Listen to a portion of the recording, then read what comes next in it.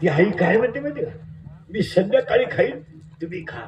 आता खरं पाहिलं ना माहिला म्हणलं, तिलाही भूक लागेलच आहे, पण जर खाल्लं ना तर पोरांना पुरणार नाही. हा विचार कोणा पुढे?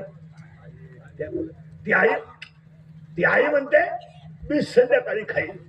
ती पाचवीची पोरगी काय म्हणते ऐका, ती पाचवीची पोरगी म्हणते आई माझा बाप दारू पिऊन आला नाही, मारेल तुला आई, मारेल.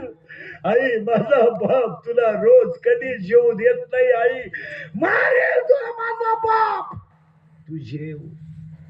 दोघं भाऊ जेवतात, बहीण भाऊ वट्यावर अभ्यास करीत बसतात. दारुड्याच्या शिव्या अजून एकाही लेखकाला लिहिता आल्या नाहीत. इतक्या नालायक शिव्या यांच्या, देवाच्या कृपेने ते आपल्या तोंडात सुद्धा कधी येऊ नये आणि कानावर सुद्धा पडू नये. इतकी नालायक